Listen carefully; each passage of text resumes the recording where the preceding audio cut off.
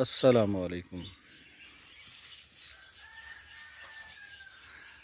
Dairy farming में जो carbs हैं, जो बछड़े बछड़ियां हैं, जितनी भी बछड़ियां होती हैं, ये असल में आपके फार्म का मुस्तकबिल हैं। इनकी केयर बहुत ज़रूरी है। और अमूमी तौर पर हम देखते हैं जो हमारे घरों में जानवर पाले जाते हैं कि जो बच्चे होते हैं, जो बछड़ियां हैं या कट्टियां हैं, वो निगलेक्टेड होती हैं। उनको इतनी तवज्जो नहीं मिलती जितनी मिलनी चाहिए। डेयरी फार्म जब आप शुरू करें तो उसके लिए ज़रूरी है कि उसके अपने जो प्रोटोकॉल्स हैं उनको फॉलो किया जाए, उनको देखा जाए और उसके मुताबिक जो है उसको चलाया जाए। अब आप अगर ये देखें कि यहाँ पर हमारे पास जो बछड़ियाँ हैं, ये जब पैदा होती हैं तो इनको अलग कर लिया जाता है और अलग करने के बाद ये केज बने हैं। इन केज के अंदर इनको पहले दिन से इनको इस केज पे रखा जाता है। ये पिंजरे बनाने का मकसद क्या है? कुछ चीज़ें हैं जो हमारी प्रैक्टिसेस में गलत हैं शुरू से ही। पहली बात जो हम गलत करते हैं वो ये है, जब बछड़ा या बछड़ी पैदा होती है तो उसको हम जो दूध है, जिसको बॉली कहते हैं या होबलू कहते हैं, बॉली कहते हैं पहले दिन के दूध को, कोलोस्ट्रम जो है वो पिलाने में देर करते हैं, जबकि वो फौरी तौर पर पिलाना चाहिए। जानवर जो गाय है उसका इंतज़ार ना करें कि वो भी क्लीन नहीं हो रही, बल्कि सबसे ज़रूरी चीज़ ये है कि फ़ौरी तौर पर बछड़ी को या बछड़े को, जो भी इसका बच्चा है, उसको कोलोस्ट्रम पिलाया जाए। और पहले दिन में जितनी ज़्यादा 2-3 दफ़ा घंटे घंटे के वक्फे से जितना बच्चा पी सके उसको उतना पिलाना चाहिए। उसके बाद बछड़ी को यहाँ केज बना के इसके अंदर हम छोड़ देते हैं। इसके अंदर छोड़ने का मकसद ये है कि ये ज़मीन से, मिट्टी से कट जाए और ये मिट्टी ना खाए। अगर मिट्टी खाएगी तो इसका स्टमक ख़राब होगा, उसको ज़मीन से उसका कांटेक्ट ख़त्म कर दें और ऐसी जगह पर रखें जहाँ पर वो मिट्टी ना खा सके। अगर ये किसी वजह से अब ज़्यादा हैं इस दफ़ा बच्चे, तो उनको हमने बाहर ये पराली डाल के उसके ऊपर रख दिया है। इसके ऊपर रखने का फ़ायदा ये है कि यहाँ पर जानवर देखें, एक तो गंदा नहीं होगा, ये जानवर आपको साफ़ सुथरे नज़र आएंगे, और दूसरी बात यह है कि ये मिट्टी नहीं खाएंगे। मिट्टी खाएंगे तो उसके नुकसानात हैं, पेट में कीड़े पैदा हो जाते हैं।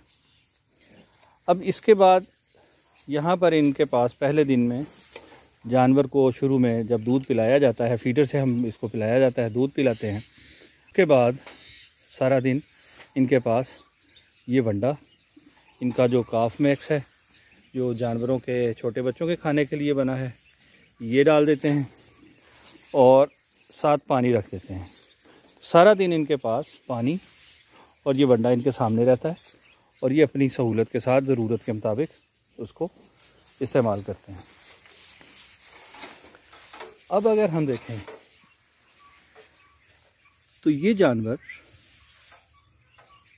जानवर आपको नज़र आ रहे हैं, ये बछड़ियाँ, ये बछड़े, ये आपको सेहतमंद नज़र आ रहे हैं। इसको हम सेहतमंद क्यों कहते हैं? अगर इसका पेट लटका होगा तो वो सेहत नहीं है। अगर इसका पेट बिल्कुल फ्लैट है, बॉडी के साथ बिल्कुल इस जैसा इसकी टमी नज़र आती है आपको, तो वो ठीक है। लेकिन अगर वो ज़मीन की तरफ को लटक जाए तो वो उसकी बीमारी है। ये पेट क्यों लटकता है? एक तो जब इस मिट्टी खाएगा उसमें वर्म्स पैदा होंगे, उनके कीड़े पैदा होंगे, तो उनकी वजह से पेट लटक जाएगा। दूसरा ये होता है कि हम देखते हैं कि जानवर खाने की कोशिश कर रहा है सब्ज़ चारा खाना, और लोगों का तसव्वुर ये होता है कि खा रहा है तो इसको खाने दें, अच्छी बात है। हालांकि 3 माह तक जानवर को सब्ज़ चारा नहीं देना चाहिए। चारा जो है वो जब ये बड़े होंगे, 3 माह के बाद ग्रीन फॉडर स्टार्ट करते हैं।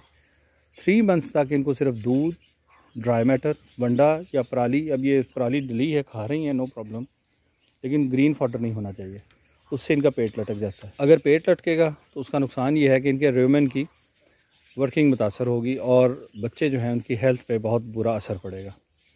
तो इनकी अच्छी केयर के लिए ज़रूरी है कि इनको ग्रीन फॉडर से दूर रखा जाए। सुबह शाम इनको हम 3 किलो सुबह दूध और 3 किलो शाम दूध पिलाते हैं। और उसके बाद बंडा है इनके पास, न्यूट्रिशन वैल्यू इनकी पूरी करने के लिए पानी है 24 घंटे इनके एक्सेस में होता है।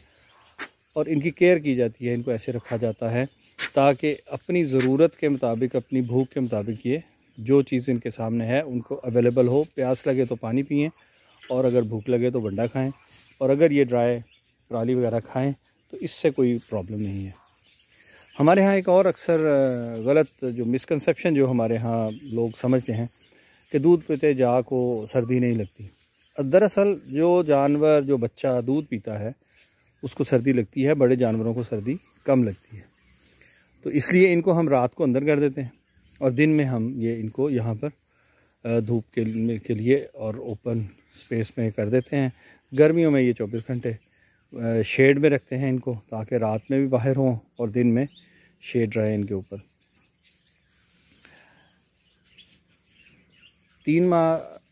2 माह के बाद हम इनका दूध कम करना शुरू करते हैं।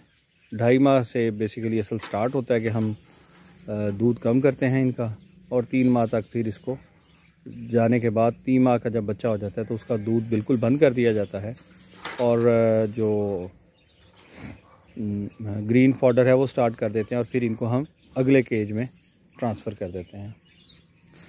यहाँ तक तो ये 3 माह तक तो ये बच्चे यहाँ रहेंगे। उसके बाद इनके लिए डेयरी फार्म के जो शेड बना है हमारा डेयरी का, उसके डिफरेंट पैन्स बनाए गए हैं।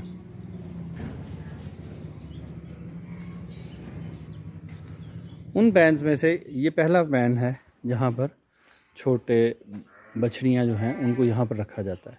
यहाँ पर इसके लिए खुटली बनाकर छोटी नीचे साइज़ पे बनाई है।